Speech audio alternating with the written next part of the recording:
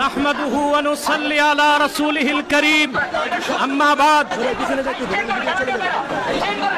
সম্মানিত সভাপতি, বাংলাদেশের শীর্ষ পর্যায়ের ওলামায়ে কেরাম, সংগ্রামী সাথী ও বন্ধুগণ, আজ আপনারা এখানে কেন উপস্থিত হয়েছেন ভালো করেই অবগত আছেন। গত 24-এর 5ই আগস্ট পরবর্তী আমরা চেয়েছিলাম একটি সুন্দর বাংলাদেশ, যেখানে থাকবে না বেইনসাফ, হানাহানি, সন্ত্রাস, খুন খারাপি। হাজারো আলেম ওলামা, পীর মাশায়েখের রক্তের উপর ভেসে এসেছে অভ্যুত্থান পরবর্তী বাংলাদেশের এই অভ্যুত্থান। অথচ আজ এই স্বাধীন বাংলায় সবচেয়ে পরাধীন হচ্ছে ইসলামপন্থীরা।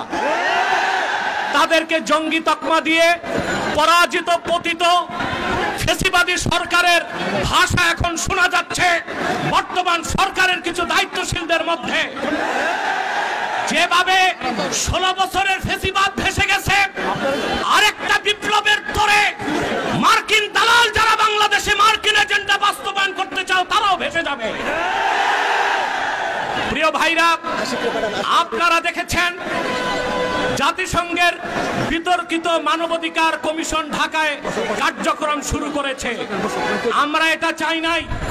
পৃথিবীর 16টি যুদ্ধ বিধ্বস্ত রাষ্ট্রে জাতিসংঘ মানবাধিকার কমিশন কাজ করে। আমার প্রশ্ন, বাংলাদেশ কি যুদ্ধ বিধ্বস্ত না স্বাধীন বাংলাদেশ? তাহলে এখানে জাতিসংঘের মানবাধিকার কমিশন কেন? তাহলে বোঝা যাচ্ছে মার্কিন দালালরা বাংলাদেশকে যুদ্ধের দিকে ঠেলে দিচ্ছে। এক সাগর রক্তের বিনিময়ে হলেও 55,000 বর্গ মাইলের বাংলাদেশের কোন 1 ইঞ্চি জায়গায় মার্কিন আগ্রাসনকে প্রতিষ্ঠিত হতে দেওয়া হবে না, হবে না, হবে না। প্রয়োজনে সাইফুদ্দিন কুতুস, রুকনুদ্দিন বাইবার্স, শাহজালাল ইয়ামানির উত্তরসূরিরা আরেকবার দেশের স্বাধীনতা রক্ষায় সশস্ত্র বিপ্লবের ডাক দিতে বাধ্য হবে। আমি বলে থাকি, জাতিসংঘ, United nation is nothing but A Christian club. জাতিসংঘ মুসলমানের পক্ষে কখনো কাজ করে না। অমুসলিমদের অধিকার রক্ষাই তাদের কাজ। গাজাতে বছরের পর বছর নিরীহ মুসলমানকে হত্যা করা হচ্ছে, সেখানে মানবাধিকার কমিশন কেন না? কাশ্মীরে মুসলমানদের হত্যা করা হচ্ছে, সেখানে মানবাধিকার কমিশন কেন না? চায়নার উইগুরে মুসলমানদের হত্যা করা হচ্ছে, সেখানে মানবাধিকার কমিশন কেন না? আমরা জানি মানবাধিকার কমিশন কেন। আল্লাহ ও তার আখিরি নবী নূর নবীজি মুহাম্মদ সাল্লাল্লাহু আলাইহি ওয়াসাল্লামের আরশচুম্বী সম্মান মর্যাদার বিরুদ্ধে যে কুলাঙ্গার শাতেম কাফেররা বক্তব্য দিবে, তাদের শাস্তির দাবি করলেই মানবাধিকার কমিশন তাদের পক্ষে ঢাল হয়ে দাঁড়াবে। খেলাফত প্রতিষ্ঠার কথা যারা বলবে, জিহাদের কথা যারা বলবে, জঙ্গি তকমা দিয়ে তাদের কারাগারে বন্দী করতে চায়, আর সুযোগ দেওয়া হবে না। কোন একজন আলেমকে জঙ্গি তকমা দিয়ে জেলখানায় ঢুকালে জেলখানার ইটগুলোকে একটা একটা ছুটিয়ে দিবে বাংলা।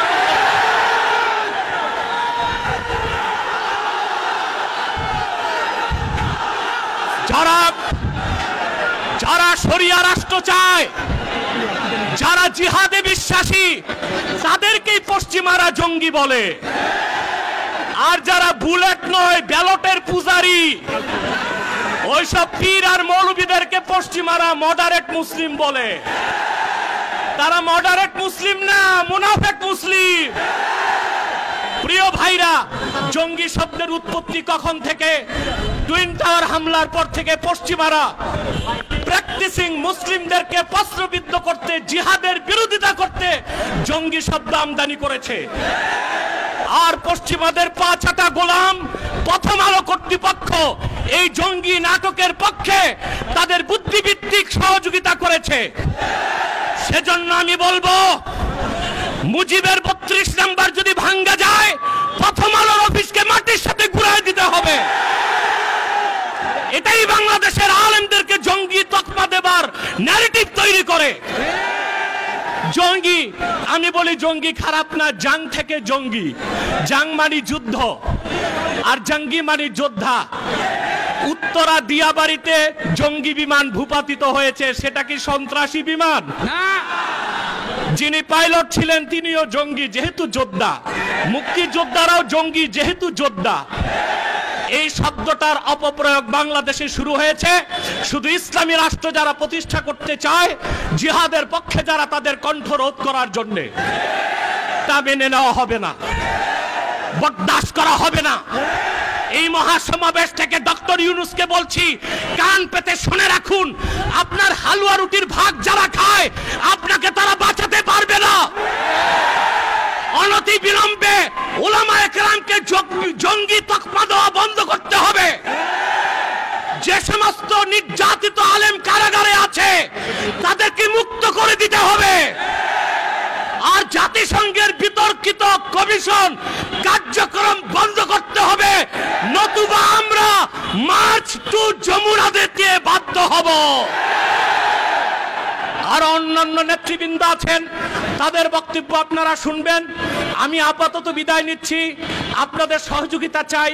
পিছনে যারা আছেন এখনো সামনে জায়গা আছে, আপনারা যেতে পারেন। আর একটু ফাঁকা করে দাঁড়ান, নতুবা হিট স্ট্রোকের সম্ভাবনা আছে।